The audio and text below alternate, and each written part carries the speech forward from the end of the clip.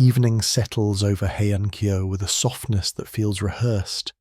Lantern light trembling against lacquered pillars, silk sleeves brushing like whispered thoughts, and somewhere behind screens painted with cranes, a woman exhales slowly, already tired of beauty, etiquette, and the exhausting art of appearing content.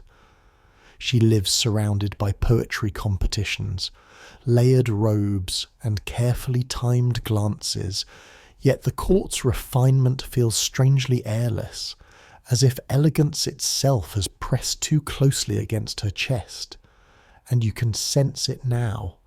Yes, you probably won't survive this kind of quiet longing. This is an age where aristocrats rarely use names, where identity hides behind titles and calligraphy, a mainstream historical fact that still surprises people, and she is known only by her rank, her father's position, and the colours she is permitted to wear. Behind bamboo blinds, she watches seasons change without ever stepping beyond prescribed paths. And while courtiers gossip softly about incense blends and moon-viewing banquets, historians still argue whether women of her status felt sheltered or imprisoned by such exquisite constraint. A quirky detail survives in diaries of the era. Pillows stuffed with fragrant herbs to encourage prophetic dreams, and tonight her pillow smells faintly of plum, though the dreams that come will be far less polite than anyone would approve. Her world is governed by ritual pauses, like the exact moment one may cough during a recital, and yes, it sounds absurd now, but social missteps here can ruin families, which is why emotions are folded away like spare sleeves carefully hidden. So, before you get comfortable, take a moment to like the video and subscribe, but only if you genuinely enjoy what I do here. And while you're here, tell me where you're listening from and what time it is there, because somewhere between dusk and insomnia, these stories tend to land a little deeper than expected. Now, dim the lights, maybe turn on a fan for that soft background hum, and let's ease into tonight's journey together. She reclines beside a low lamp, fingers resting near a folded letter she's not yet written, because words are dangerous here, even as poetry is the court's lifeblood and secret currency, exchanged like glances that linger a second too long. The Heian court prizes emotional subtlety above action, a society where longing is admired if expressed correctly, yet punished if acted upon, and she has mastered the first part so well that no one suspects the second is quietly unravelling inside her. Sometimes she wonders, with a flicker of modern irony we can almost share, whether boredom itself is her greatest sin, because desire often enters not through passion, but through the simple wish to be seen without performance. Outside, a bell from a nearby temple drifts faintly across the city, monks chanting evening sutras, and she listens longer than propriety requires, unaware that this sound, so calm and corrective, will soon rearrange the architecture of her inner life. Court chronicles note that Buddhism permeates elite life during this period, monks invited for guidance and prestige, yet historians still argue whether spiritual counsel offered women a rare emotional outlet or simply another beautifully worded cage. For now she closes her eyes, telling herself this is just another night beneath painted ceilings, unaware that the memory of a voice not yet heard will soon press itself into her thoughts, persistent, unwelcome, and impossible to forget. The monk arrives quietly, as most things of consequence do in this world, announced not by spectacle but by the subtle rearrangement of attention, the way servants pause a fraction longer, the way conversation thins when his sandals cross the veranda. He is invited for counsel, nothing more improper than a lecture on impermanence, which is entirely acceptable, even fashionable, among Heian elites who collect spiritual associations the way they collect rare incense woods. Mainstream records tell us that high-ranking monks often move freely between temples and aristocratic homes, valued as moral anchors. Yet historians still argue whether this access blurred boundaries too easily for a society obsessed with appearances. She listens from behind a screen, as custom demands, hearing his voice before she sees him, calm and low, practiced in the art of sounding detached while still holding an audience, a talent that would make modern podcasters quietly jealous. There is a quirky habit among monks of this period. Many cultivate deliberately plain speech to contrast courtly excess, and his words feel almost shockingly simple, landing heavier because they're not ornamented. When he speaks of desire as smoke that curls back toward the heart, she feels the smallest, traitorous flicker of recognition. And yes, this is where the trouble begins, as it so often does, with being understood too accurately. She notices his pauses, how he allows silence to complete his thoughts, and in a court terrified of silence, this feels intimate, like being offered space rather than instruction, which is a dangerously appealing gift. Later, when he's invited again, purely coincidental of course, she begins to anticipate the sound of his voice, telling herself this is spiritual curiosity, a perfectly respectable form of interest, even if her pulse disagrees. Court etiquette allows limited private exchanges through intermediaries, and so questions are passed to him on paper, her brushstrokes careful, neutral, as though ink itself could not betray the warmth of her curiosity. He responds with measured elegance, never addressing her directly, yet shaping his answers as if he knows exactly who is asking, which feels either considerate or reckless, depending on how much you want to sleep at night. A fringe detail from temple journals notes that some monks carried personal talismans from lay admirers, officially for prayer, unofficially as emotional anchors, and one wonders quietly whether he has already begun to keep hers. The interactions remain entirely proper, and that is precisely the problem, because longing here does not need touch to thrive, only repetition, recognition, and the dangerous permission of mutual attention. She tells herself this is harmless, a shared seriousness mistaken for closeness, and perhaps she almost believes it, the way we all do just before we start rearranging our lives to protect a feeling we pretend not to have. Outside the screens, court life continues, oblivious and watchful at once, while inside her thoughts, a monk's voice begins to echo at inconvenient moments, during recitals, during laughter, during the long hours meant for forgetting. Historians still argue whether such emotional entanglements were inevitable in a culture that prized sensitivity, but standing here with her, it already feels less like fate and more like a door quietly left ajar. Poetry becomes the safest bridge between them, because in Heian society, waka poems are not decoration but dialogue, a mainstream historical fact that letters of verse often carry more emotional weight than spoken confession ever could. She composes at night, choosing paper tinted faint lavender, scenting it lightly with incense, a quirky custom meant to signal refinement, though her hands tremble just enough to suggest that refinement is no longer the point.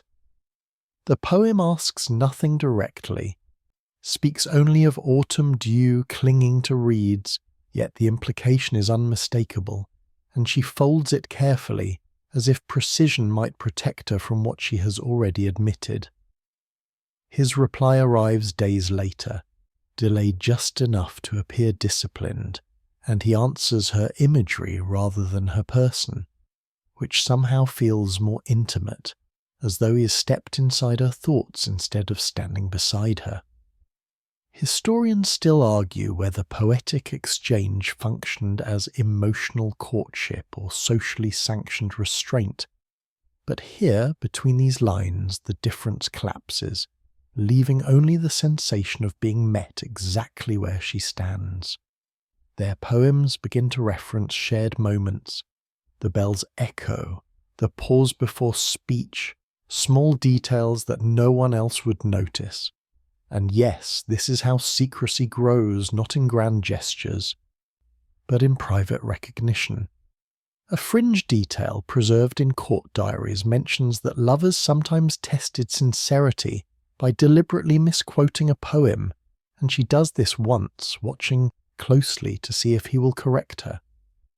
He does, gently, and in that correction is care, memory, and something dangerously like affection, which she pretends not to feel settle into her chest with the weight of inevitability. She tells herself that poetry is impersonal, that everyone writes like this. But the truth is she now listens for his tone the way others listen for weather, adjusting her inner climate around his responses. Meanwhile, he begins to wrestle with restraint, reminding himself of vows, discipline, and the Buddhist insistence that attachment is suffering, an argument that sounds increasingly thin when set against her careful words. The court notices nothing unusual, because this is a place where emotional intensity is expected, even admired, provided it remains beautifully indirect, a system that rewards exactly the kind of quiet intimacy they are perfecting. At times she laughs at herself, a small modern aside sneaking in, because falling for a monk through poetry feels like the most impractical romance imaginable. Yet impracticality has never stopped longing before. They never speak alone, never touch, yet their poems accumulate like shared memories, and memory, once established, begins to demand loyalty of its own. Scholars debate whether monks of this era interpreted such exchanges as spiritual guidance or personal connection, but standing here the distinction feels academic, inadequate, and faintly dishonest. By the time winter approaches, her pillow no longer smells only of herbs, but of ink and waiting, and the space between lines has become the loudest place in her life. By the time frost appears on the garden stones, restraint begins to feel less like virtue and more like rehearsal, and she senses the shift with unease, the way one notices a familiar room has been subtly rearranged without permission. The monk continues his visits, formally unchanged, yet something in his presence tightens, pauses lasting a breath too long, eyes lingering on screens as though he can see through painted silk, which is frankly rude for a holy man even then.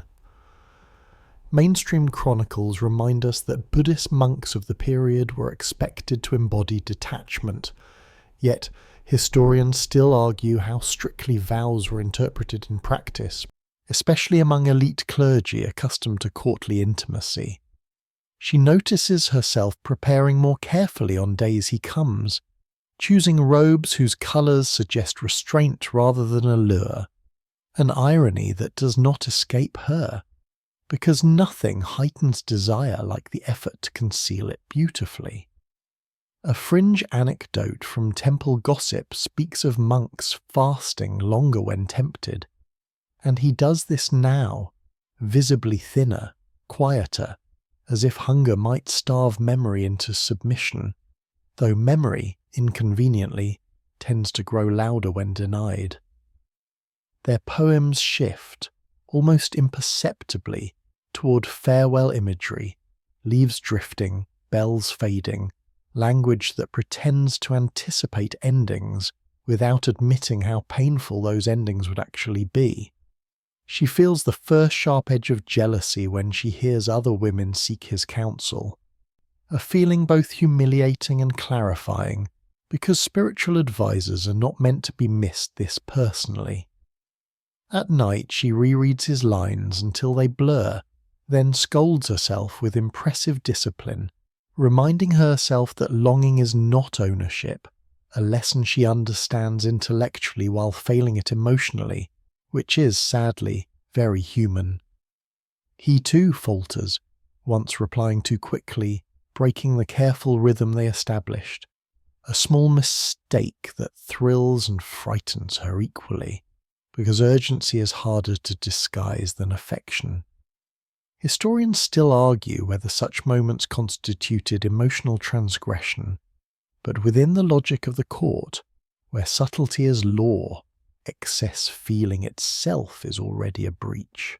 The court remains oblivious, yet rumours move like drafts through corridors, sensed rather than heard, and she begins to notice how silence can feel less like safety and more like suspense. There is a moment, brief and devastating, when they occupy the same veranda at dusk, separated only by screens, and the air between them feels charged enough to count as contact. She thinks, absurdly, that if she were braver she would drop a sleeve, an unmistakable signal, but bravery here carries consequences measured not in passion, but in erasure. He chants that evening with unusual intensity, voice steady, hands trembling slightly, and she recognizes the sound of someone arguing with himself through ritual. By the end of winter, both understand what has happened without ever naming it, and that shared understanding settles heavily, like a vow made without witnesses, impossible to revoke quietly.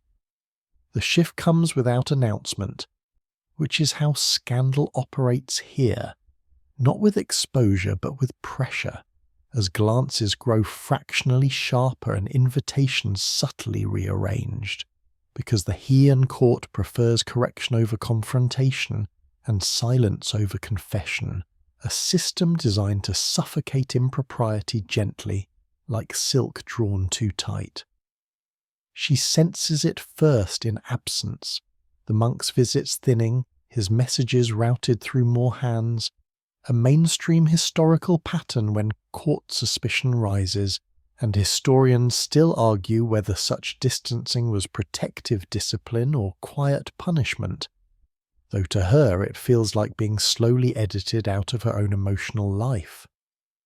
A quirky detail preserved in letters from noble women mentions that servants sometimes warned mistresses indirectly, misplacing objects or delaying messages, and now her letters return later than before, edges creased, as if the paper itself has been questioned before reaching its destination. The poems change again, this time towards careful neutrality, metaphors widened so they could belong to anyone, which hurts more than longing ever did, because intimacy diluted into safety feels like betrayal without a culprit, the worst kind, since there is no one to argue with, not even yourself. Court gossip does not accuse, it suggests, and she overhears fragments, comments about spiritual excess, about monks forgetting themselves, never her name, never directly, yet historians still argue whether women bore disproportionate blame in such situations, a question that feels painfully answered by how carefully she now behaves. He withdraws further, convinced distance will purify intent, a logic supported by Buddhist teaching yet undermined by human memory. And yes, this is where the irony sharpens, because renunciation often intensifies what it seeks to erase, like trying not to think of something while thinking of nothing else. She responds with composure perfected over years, smiling correctly, composing flawlessly, though inside she catalogues each loss with the precision of a ledger, because the heart, when cornered, becomes an excellent accountant of absence and regret. A fringe rumour circulates that a senior courtier has noticed the monk's distraction, and whether true or not, the possibility is enough, because in Heian society, suggestion alone can redirect lives, and historians still argue whether the court's power lay more in enforcement or in shared fear. They never meet privately, yet the space between them grows crowded with imagined conversations, rehearsed explanations, and apologies neither will deliver, which is exhausting in a way actual confrontation might have been mercifully brief. By spring, separation has become policy rather than accident, and both comply outwardly, each telling themselves this restraint is salvific, even as the quiet grief it produces settles in, steady and unremarkable, the most dangerous kind of sorrow because it attracts no witnesses. Distance is framed as mercy, explained through doctrine and duty, yet it lands in her life like a correction written by someone who never read the original draft, because separation here is not dramatic exile but thinning of meaning, a mainstream historical outcome for many court relationships that ended not with rupture, but with polite disappearance. He accepts reassignment to a distant temple, a move historians still argue as voluntary or enforced, and he tells himself this is clarity at last, that removal from proximity will dissolve attachment, ignoring the inconvenient Buddhist paradox that memory travels more easily than bodies ever do. A quirky belief from temple culture claims that chanting familiar sutras in unfamiliar places intensifies reflection, and he experiences this now, each recitation pulling her image forward with exhausting clarity, as if distance has stripped away context and left only what matters, which is unhelpful for enlightenment. She learns of his departure indirectly, through an offhand remark during a gathering, and the news lands softly, dangerously so, because grief that arrives without ceremony often settles deepest, leaving no social script for response beyond a nod and continued elegance. The court approves of this outcome, balance restored without embarrassment, a textbook resolution in Heian political culture, and historians still argue whether such systems prioritized harmony or simply refined avoidance into an art form practiced at the expense of individual interior lives. She tells herself to be grateful because nothing was exposed, no reputations burned, yet gratitude tastes hollow when it demands the erasure of something that felt quietly essential, a feeling modern listeners might recognize as closure denied, which lingers longer than scandal ever could. He rationalizes endlessly, framing her as a lesson rather than a loss, a necessary discomfort on the path to detachment, though each justification feels thinner than the last. Because wisdom borrowed to anesthetize longing rarely fits as promised. A fringe note from a later monk's diary suggests that spiritual breakthroughs often follow personal sorrow, and he waits for this transformation dutifully, unaware that waiting itself has become another attachment, dressed now in robes and good intentions. She resumes her routines flawlessly, praised for composure, and this praise stings more than reprimand might have, because it confirms that survival here depends not on truth, but on how convincingly one can appear untouched by what has quietly reshaped them. Years later, both will struggle to recall when separation stopped feeling temporary and became permanent, a shift historians still argue about in emotional terms, though anyone who has waited long enough knows exactly when hope expires. It does not shatter, it simply stops returning. Time passes in the Heian court the way silk fades, gradually and without announcement, and she grows older inside the same rooms, mastering the art of continuity, a mainstream historical reality for noble women whose lives were measured less by events than by endurance, while historians still argue whether such constancy was stability or slow emotional erosion. She occasionally hears his name mentioned by monks passing through the capital, Nothing specific, only hints of reputation and discipline, and these fragments are enough to reopen old corridors of memory, because when a story is never concluded, the mind keeps furnishing it, rearranging small details as though the ending might eventually appear. A quirky court habit persists where old letters are repurposed as poetry drafts, and she does this once, unintentionally, recognizing his phrasing beneath her own brush. A discovery that feels both tender and absurd because, yes, falling in love with handwriting is possibly the most Heian problem imaginable.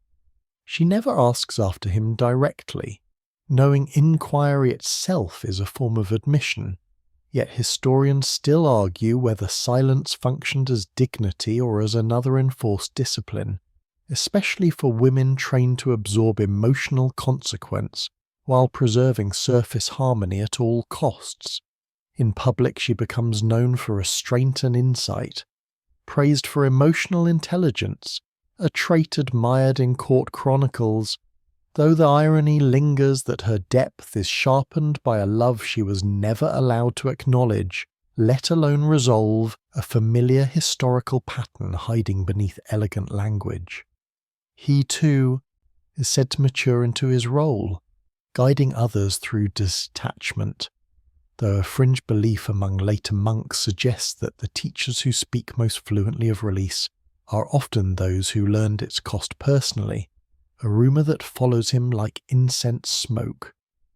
There are moments, rare and unguarded, when she wonders whether he remembers her at all, then scolds herself for vanity, 'cause longing that seeks confirmation has already surrendered its dignity, a realization that lands with both clarity and quiet sadness.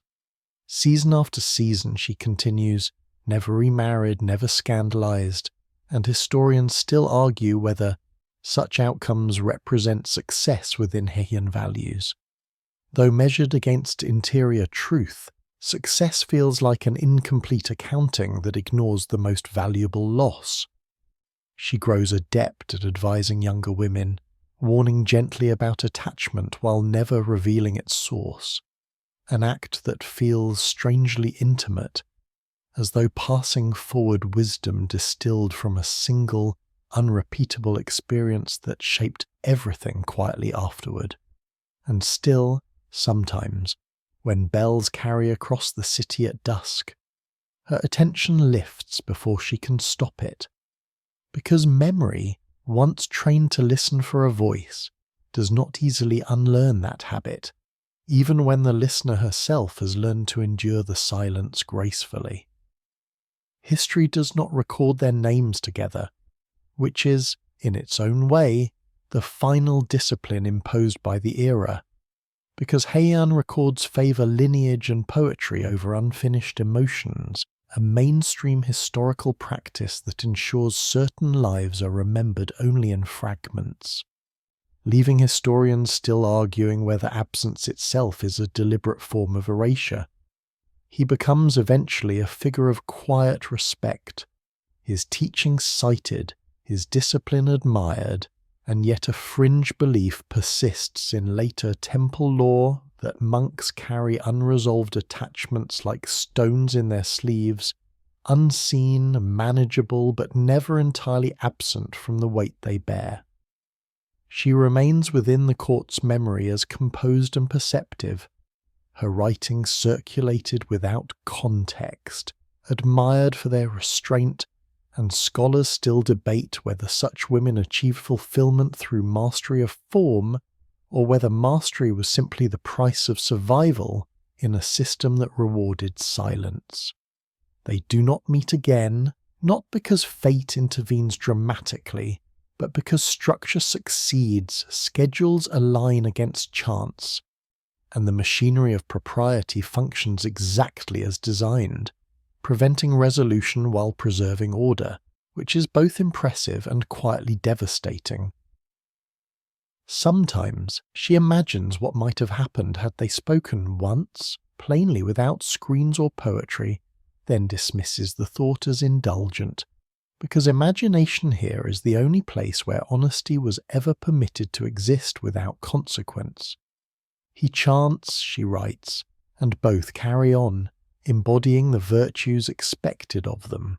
While historians still argue whether love unacted upon should be counted as love at all, a question that feels unanswerable when weighed against how thoroughly it shaped their lives. A quirky note in a later anthology observes that the most moving poems often lack explicit subjects, and reading her work now, one senses a presence without a name, a silhouette defined by absence, which might be the most accurate monument this story ever receives. In the end, nothing collapses, no scandal erupts, and yet something undeniable has occurred, because restraint has not erased longing, only redistributed it into memory, habit, and the subtle ache that follows a life lived correctly, but never entirely freely. The city settles again into evening, just as it did at the beginning, lanterns glowing softly, bells carrying across distance without urgency, and if you listen closely, you can almost hear how nothing is wrong and everything has already changed. Stories like this do not ask to be resolved. They ask to be held gently without trying to fix them. She sleeps now in history, as he does, folded into records that describe function, rank, and virtue, leaving out the quiet mathematics of longing that shaped their inner lives far more decisively than any official event. And that is all right. Not every truth demands documentation to remain true. If you're lying awake, fan humming, thoughts drifting, let this be a reminder that some connections matter precisely because they never demanded proof. They pass through us, refine us, and then ask us to continue living with a little more awareness, a little more patience, a little more tenderness towards what remains unfinished. Breathe slowly. Let the images loosen. Let the ache, if there is one, soften into recognition rather than regret. Love does not always arrive to stay, but it almost always arrives to teach. And sometimes that is enough. End of script. Wishing you a wonderful day ahead. May everything unfold kindly for you.